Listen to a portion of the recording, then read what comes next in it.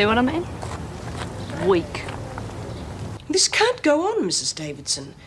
It's one thing to punish the women by taking away their normal privileges, but leaving them with absolutely nothing is counterproductive. They have their work. Strictly speaking, that is a privilege too. According to the book, yes. But if we didn't let them work, we wouldn't be able to run the prison properly. Which is precisely why I have allowed them to do so. We have to get off on the right foot. And that means a tightening of security and a toughening up of attitude towards the prisoners.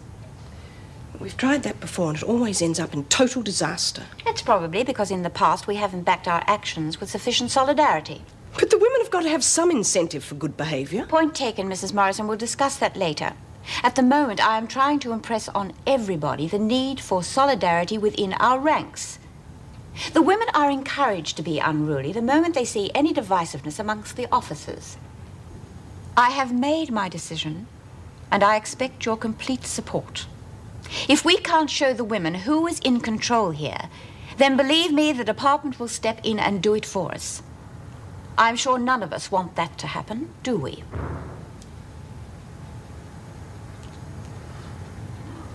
You're lucky you only got a month. Any longer in this crummy joint and you'd go bananas. I don't know. I've seen worse places. I thought this was your first offence. Yeah, it is. I mean, on the outside. Jeez, you must have had a hard life. I reckon this is about as bad as you can get. Want a fat? No, thanks. Suit yourself. The only thing that worries me are the others. They seem pretty heavy. Don't worry about them. You stick with me. I know what's what. What's that for? The end of the rec period. Fat lot of good it did us, but...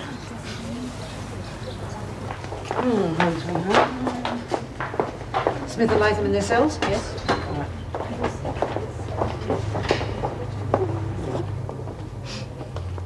You know, I could swear something just crept in here and died. It was you, Miss Ferguson. Your wet is devastating, Smith. Nice of you to say so, Miss Ferguson. No doubt you're tested on the VJ tomorrow. The hearing's tomorrow. Oh, didn't you know? I must have forgotten to tell you. What about the solicitor? What solicitor? Our solicitor. Has he been informed? Oh, what a pity. It's too late now. It's after office hours. We could ring him at home. Besides, phone calls are a privilege and you're under suspension. You bitch, you're just doing this on purpose. Shut up, Chrissy.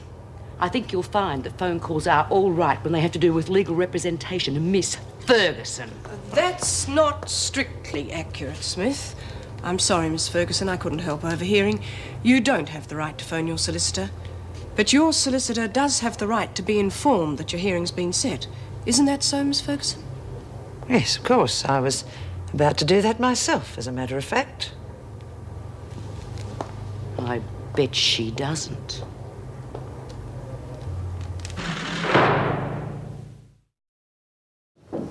Come in.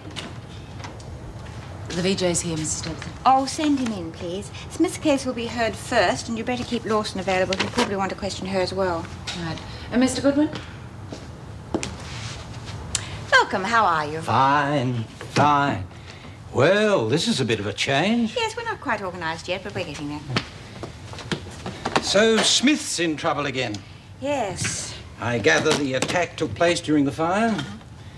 Odd that it wasn't mentioned in the coroner's report. Oh, well, the Minister felt that since there's no direct connection between the two, a public inquiry into this particular incident may cloud the issue. Typical politician's logic. Still, I must admit, arson doesn't seem to be Smith's form. By the way, who's representing her? Jeremy Steele. Steele? Yeah. Ah, yes, I think I've heard of him. Legal aid chap. Bit of an idealist, I believe. But bright. Quite bright.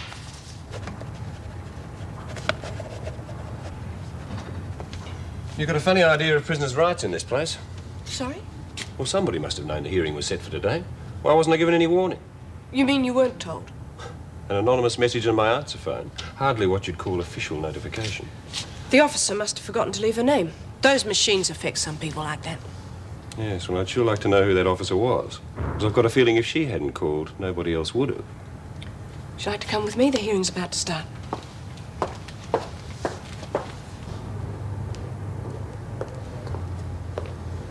Smith, the VJ will see you now.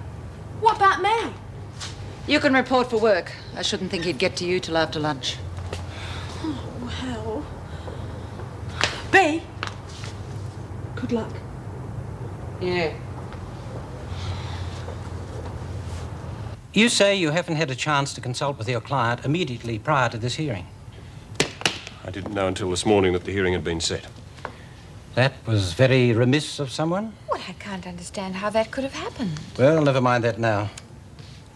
We can postpone the proceedings if you wish. That won't be necessary, Your Worship. My brief is quite clear. Thank you, Mrs. Powell. I didn't think you were going to make it. I nearly didn't. Beatrice Alice Smith, you are charged with assaulting an officer, occasioning actual bodily harm, and with conspiring to cause willful damage to prison property. How do you plead? We plead not guilty, Your Worship. I have here a statement made by your client to the police and signed by her. Are you questioning its validity? No, sir. We maintain that the action my client has admitted was taken in self-defence. You may sit down, Mrs. Smith. Thank you, sir. We'll first hear what evidence there may be against you. Then you'll have an opportunity to speak in your own defence. You may change your plea at any time during the proceedings. Do you understand me? Could we have Officer Ferguson in here, please?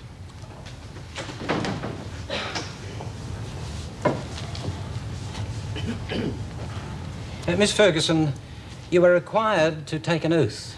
Do you have any objections to this on religious or moral grounds? I do not. Very well. You'll place your hand on the Bible and repeat after me. I swear by Almighty God. I swear by Almighty God. That the evidence that I shall give in this case. That the evidence I shall give in this case. Shall be the truth. Shall be the truth. The whole truth. The whole truth. And nothing but the truth. And nothing but the truth. So help me God. So help me God. What are you doing here, Gaffney? I'm collecting me 30 sheets. Get on with it, will you? Settling in all right, Carter? As if she cares. Still playing the good fairy, Mrs. Morris. I would have thought you'd had your wings clipped by now. Have you seen the welfare officer? No, miss. Well, I can make an appointment if you like. Does help if you've got problems. Oh, yeah, Mrs. Morris is great at helping us with our problems. Just don't ask her to stick her neck out for you, though. She used to be one of us, you know. Shut up, Gaffney. Oh, yeah, she knows all about Ferguson, but you can bet your life she's not going to lift a finger to help thee. Smith will get a fair hearing. She doesn't need my assistance. Pull the other one. Ferguson's out to nail Bee, and you're going to help her do it. I don't have to justify myself But it's to you. true, isn't it? It's only Bee's word against Ferguson's, and we all know who the VJ's going to believe, don't we? So much for your high and mighty principles. Just get out. I'm going already. I don't know how you sleep at night. Do you want to see a welfare officer or not? Suit yourself.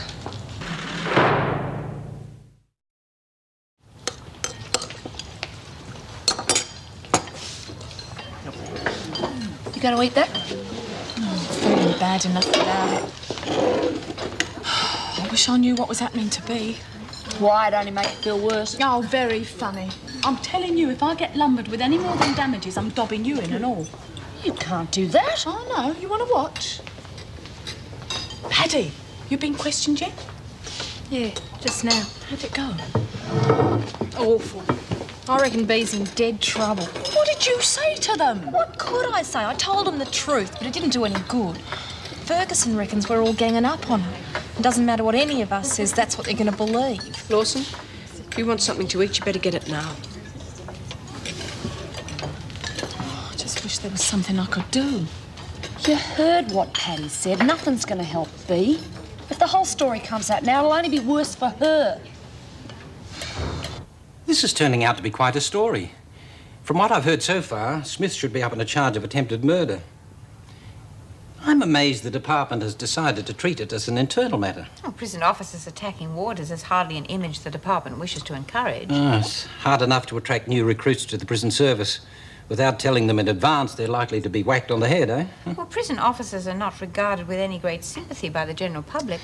Even so, the public, in their collective wisdom,